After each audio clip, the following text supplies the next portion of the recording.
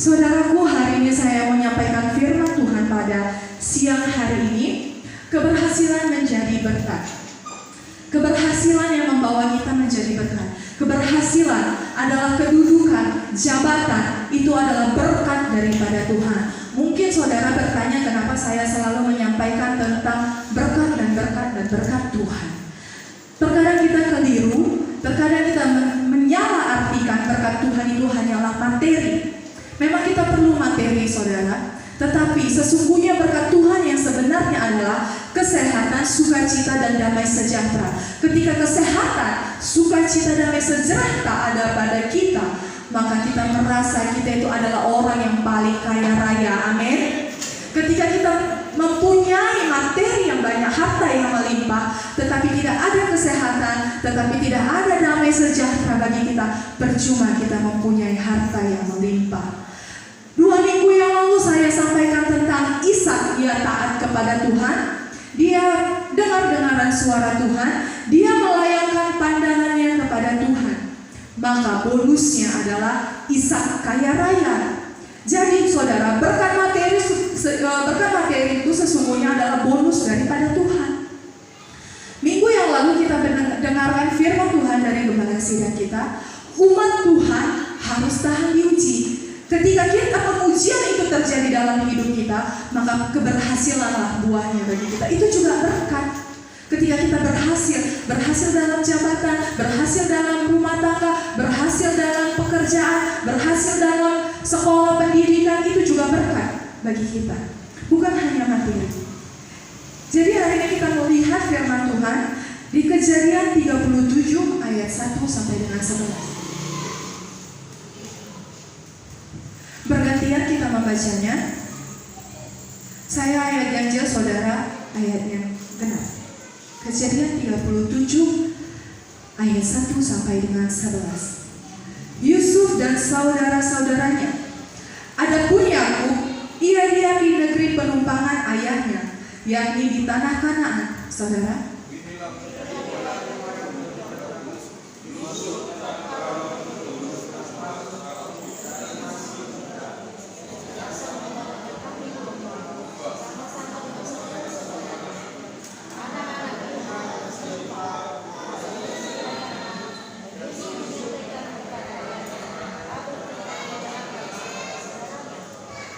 Israel lebih mengasihi Yusuf dari semua anaknya yang lain, sebab Yusuf itulah anaknya yang lahir pada masa tuanya, dan ia menyuruh membuat jubah yang maha indah bagi dia.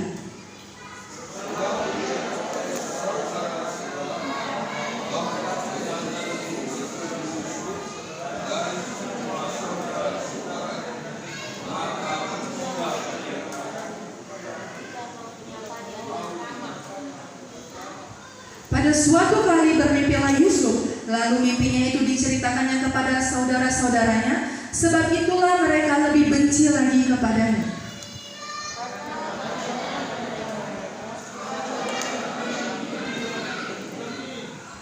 Tampak kita sedang di ladang mengikat berkas-berkas gandum, lalu bangkitlah berkasku dan tegak berdiri, kemudian datanglah berkas-berkas kamu sekalian mengelilingi dan sujud menyembah kepada berkasku itu.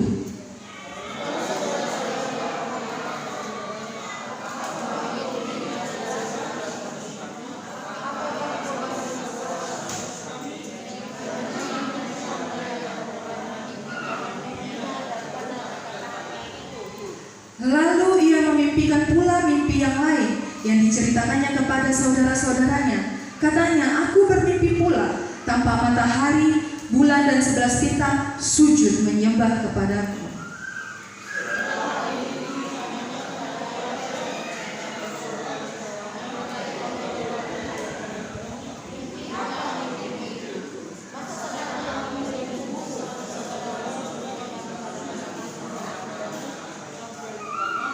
Maka iri hatilah saudara-saudaranya kepadanya, tetapi ayahnya menyimpan hal itu dalam hatinya. Saudara, pada hari ini kita mau belajar kepada Yusuf. Yusuf mempunyai cobaan, mempunyai rintangan, mempunyai masalah, mempunyai pengujian yang dia hadapi. Nah saudara, kita lihat tadi Yusuf dibenci oleh saudara-saudaranya. Saudaranya sangat benci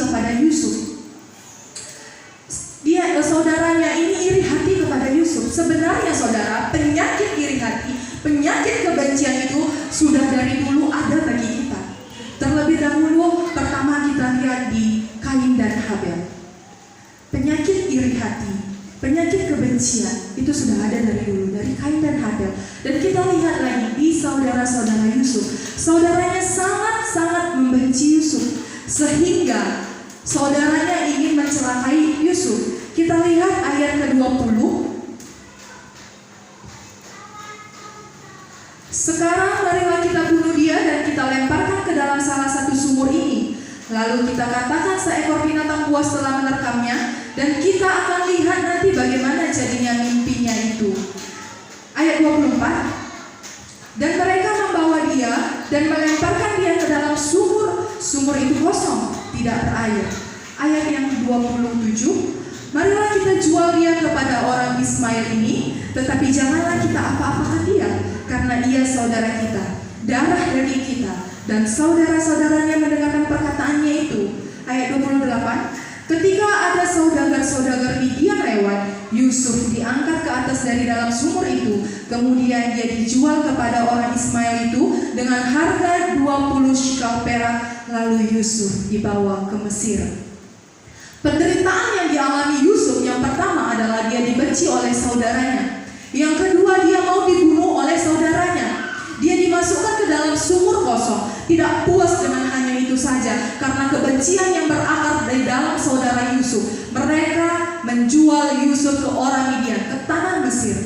Dia jual Yusuf ke Mesir. Tetapi saudaranya mengira selesailah hidup Yusuf sampai di situ. Maka orang itu mungkin berbahagia karena Yusuf tidak ada lagi. Tetapi Tuhan berkehendak lain.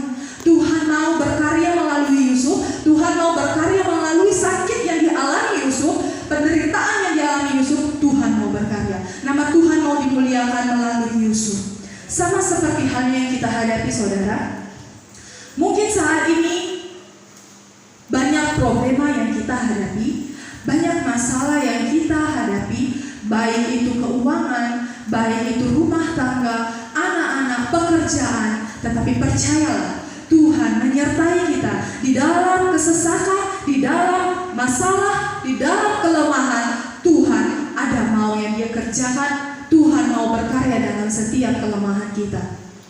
Minggu yang lalu Tuhan katakan, firman Tuhan katakan, umat Tuhan harus tahan diuji. Maka dari situ pemujian selalu datang kepada Yusuf, karena Tuhan mau memakai Yusuf. Tuhan mau memakai Yusuf dengan lebih lagi.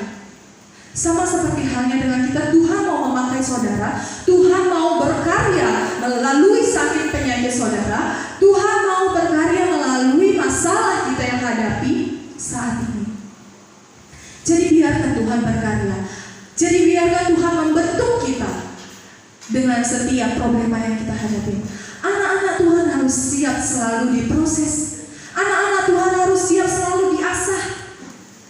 Karena dalam proses, karena dalam pengesahan, iman kita semakin timbul, iman kita semakin percaya kepada Tuhan. Dari kita selalu diproses, kita selalu berserah kepada Tuhan. Memang saudara tidak enak diproses, tidak enak diasah. Tetapi supaya kita tajam, supaya hidup kita berguna, supaya kita berhasil di hadapan Tuhan. Tuhan tidak mau anak-anaknya tidak berhasil. Tuhan tidak mau anak-anaknya tetap di belakang, tapi Tuhan mau mengangkat anaknya menuju ke depan yang masa depan yang cerah. Tuhan tidak mau melihat anak-anaknya jalan di tempat. Tuhan mau kita selalu maju di dalam Tuhan, dalam pemujian, dalam masalah yang kita hadapi, dalam sakit penyakit yang saudara hadapi. Tuhan mau membentuk kita. Tuhan mau memberikan kita mahal, berharga di hadapannya. Saudara, kita lihat begitu banyak pemujian yang Yusuf alami, tetapi Tuhan menyertai Yusuf. Apa yang Tuhan mau daripada Yusuf? Di dalam kesakitan yang dialami Yusuf, apa yang Tuhan kerjakan? Kita lihat Kejadian 39, saudara. Ayat 2 sampai dengan 4. Tetapi Tuhan menyertai Yusuf. Tanda kutip yang perikop paling atas, saudara. Tapi Tuhan menyertai Yusuf sehingga ia menjadi seorang yang selalu berhasil dalam pekerjaannya. Maka tinggallah ia di rumah tuannya orang Mesir itu. Setelah dilihat oleh tuannya bahwa Yusuf disertai Tuhan dan bahwa Tuhan membuat berhasil segala sesuatu yang dikerjakannya, maka Yusuf mendapat kasih tuannya dan ia boleh melayani dia. Kepada Yusuf diberikannya kuasa atas rumahnya dan segala miliknya diserahkannya kepada Yusuf pada kekuasaannya. Luar biasa pekerjaan Tuhan. Melalui proses yang Yusuf alami, dia diberikan kuasa atas segala rumah Potifar. Tetapi puaskah Tuhan hanya itu saja yang dikerjakan kepada Yusuf? Tidak. Dia berkuasa di istana Potifar, tetapi Tuhan tetap memberikan dia pengujian. Apa pengujian yang diberikan Tuhan kepada dia, saudara? Dia difitnah oleh istri Potifar. Yusuf difitnah oleh istri Potifar. Dia dirayu oleh istri Potifar supaya dia mau tidur kepada istri Potifar. Tetapi Yusuf mempunyai pendirian yang tetap. Dia mengenal Tuhannya yang dia sembah, maka dia tidak mau melakukan dosa. Dia pergi, dia lari, dia tinggalkan jubahnya. Tetapi apa? Istri Potifar meributkan itu supaya semua orang tahu bahwa dia adalah mau jahat hatinya mau meniduri istrinya. Maka bangkitlah amarah Potifar. Kita lihat lagi, saudaraku. Di ayat 20 sampai dengan 23. Lalu Yusuf ditangkap oleh tuannya dan dimasukkan ke dalam penjara, tempat tahanan penjara, tempat tahanan raja dikurung. Demikian Yusuf dipenjarakan di sana. Ayat 21. Tetapi Tuhan menyertai Yusuf. Lagi dan lagi Tuhan menyertai Yusuf. Dalam setiap masalah yang dihadapi Yusuf, dalam setiap pencobaan yang dihadapi Yusuf, Tuhan selalu menyertai Yusuf. Sama dengan kita, saudara. Mungkin kita mengalami masalah, mengalami sakit penyakit yang mungkin sudah ditolak dokter bilang tidak ada kesembuhan. Percayalah, Tuhan menyertai saudara. Tuhan mau berkarya melalui sakit penyakit saudara. Tuhan mau berkarya melalui masalah, problema yang kita hadapi. Kita lanjut. Dan melimpahkan kasih setianya kepadanya dan membuat Yusuf kesayangan bagi kepala penjara itu. Sebab itu kepala penjara mempercayakan semua tahanan dalam penjara itu kepada Yusuf, dan segala pekerjaan yang harus dilakukan di situ dia layak mengurusnya. Dan kepala penjara tidak mencampuri segala yang dipercayakannya kepada Yusuf, karena Tuhan menyertai dia dan apa yang dikerjakannya dibuat Tuhan berhasil. Lagi saudara, apa yang dikerjakan Yusuf selalu berhasil karena Yusuf mengandalkan Tuhan. Saudara, di sini kita lihat ketika kita menghadapi masalah yang pada saat ini mungkin yang membuat kita jadi pusing tujuh keliling. Pandemi yang kita hadapi saat ini bukan hanya kita saja yang mengalami, mungkin orang yang paling atas, menengah sampai ke bawah juga mengalami seperti yang kita alami saat ini, saudara. Jadi saudara jangan lemah. Bukan saudara sendiri yang menghadapinya, seluruh dunia menghadapinya, krisis materi. Tetapi percaya, kita mempunyai Tuhan yang hidup. Tuhan menyertai perbendaharaanmu. Tuhan menyertai usaha saudara. Kita mempunyai Tuhan hidup. Segala perkara dapat kutanggung di dalam Dia yang beri kekuatan kepadaku. Itu yang dikatakan Tuhan. Setiap segala perkara apapun, perkara yang besar mau perkara yang kecil, Tuhan tanggung. Itu janji Tuhan kepada kita, saudara. Di balik kesakitan dan ujian yang Yusuf alami membuat Yusuf menjadi mahal dan berharga. Tuhan mau di balik kesakitan dan ujian yang kita alami, Tuhan mau membuat kita mahal dan berharga. Tuhan mau membuat kita sempurna di hadapannya, supaya nama Tuhan dimuliakan di seluruh bangsa dan bumi ini. Saudara, kenapa Tuhan selalu disertai kenapa Yusuf selalu disertai oleh Tuhan? Karena ada sesuatu yang spesial bagi Yusuf. Jadi Tuhan mau berkarya. Tuhan mau berkarya kepada Yusuf. Yusuf ini mempunyai karakter yang disukai oleh Tuhan. Yang pertama, Yusuf tidak lupa diri. Yang kedua, dia tidak lupa dengan keluarganya. Yang ketiga, Yusuf tidak mempunyai dendam dan hatinya murni. Tidak seperti saudaranya mempunyai hati yang busuk, iri hati, kebencian yang berakar dalam sehingga Tuhan sungguh sangat sayang kepada Yusuf, sehingga Tuhan mengasihi Yusuf, sehingga Tuhan mengaruniakan sesuatu kepada dia. Kita lihat di Kejadian 45, saudara.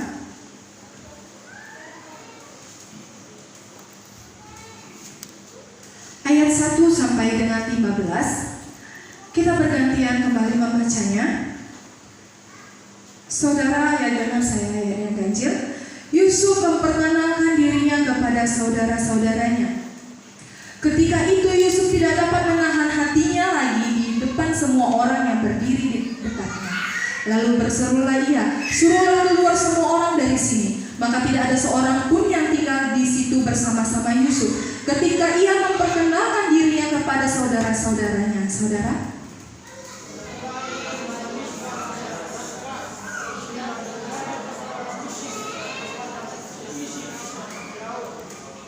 dan Yusuf berkata kepada saudara-saudaranya, "Akulah Yusuf, masih hidupkah Bapak?" Tetapi saudara-saudaranya tidak menjawabnya, sebab mereka takut dan gemetar menghadapi dia.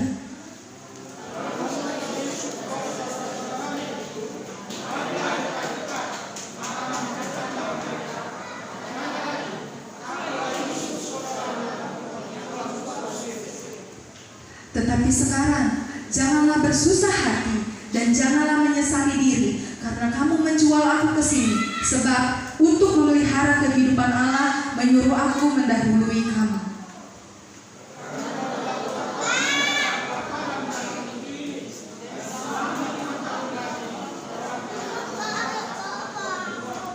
Maka Allah telah menyuruh aku mendahului kamu untuk menjamin kelanjutan keturunanmu di bumi ini dan untuk memelihara hidupmu sehingga sebagian besar daripadamu tertolong.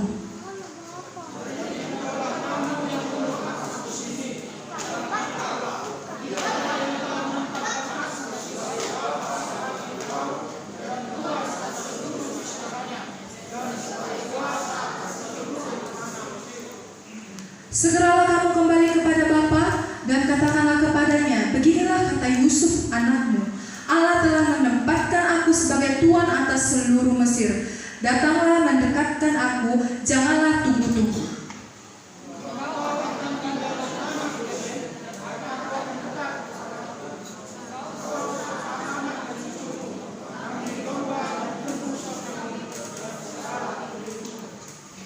Di sanalah aku memelihara engkau, sebab kelaparan ini masih ada 5 tahun lagi, supaya jangan jatuh miskin bersama seisi rumahmu dan semua orang yang ikut serta dengan engkau.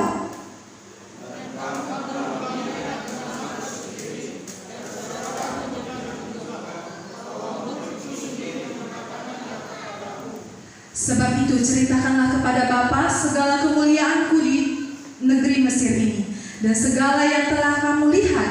Kemudian segeralah bawa Bapa kemari.